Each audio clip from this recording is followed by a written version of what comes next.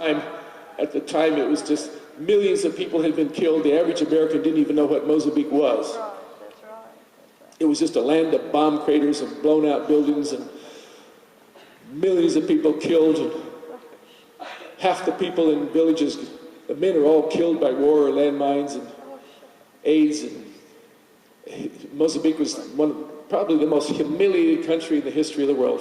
5 centuries of slavery and colonialism, civil war, AIDS, natural disasters, the worst floods since Noah. 3 cyclones came together in 2000, rained for 40 days and 40 nights and swept away a third of the country.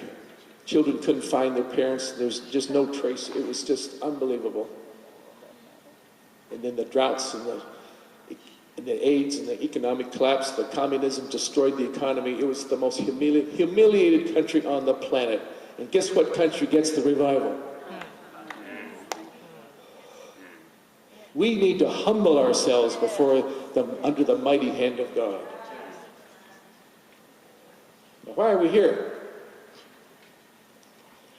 Now, sometimes in the renewal and just listening to charismatic preaching, you might just get the idea that God exists for our benefit.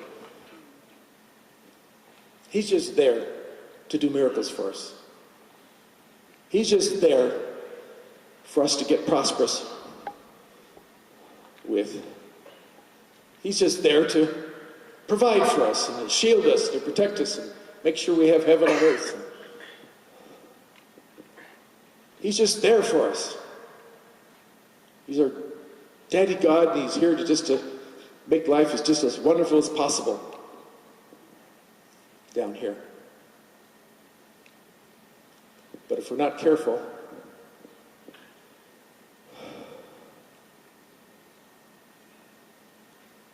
we'll be guilty of marrying God for His money, or for His blessings, or for whatever.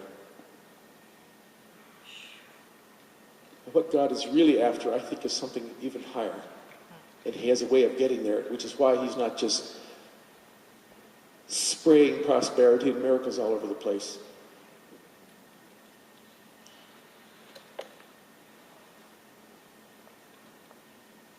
See, God's a person too. He has needs. He needs affection. He needs companionship. We're made in His image, so we have an idea of how He feels. He needs to be loved. He needs it. He wants it. So that I'm going back in time and thinking about God long before the world was ever made. And I'm thinking He's not satisfied with angels. He's not satisfied with gold streets. He's not satisfied with the courts of heaven. He's not satisfied at all.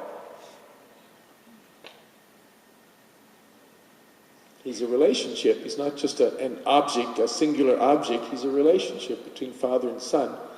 But He wants even more of a relationship. He wants companionship. In fact, think about what it is that God does to come alive. What floats His boat? What makes Him excited? What makes Him glad He's God? What gives Him life? What does He enjoy? What does He need? What fuels Him?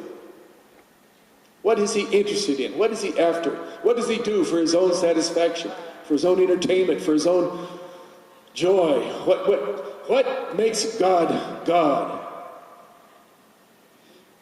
Is He just a passive miracle factory, just there for our benefit? What does He do for Himself? He could have done anything. He could create anything. He could use all His creative power to do anything He wanted. Just to humor Himself, just to satisfy Himself. And the answer is, after millions of years, or however you imagine it, of thinking and preparing and using His utmost creativity, He comes up with a solution for His own heart.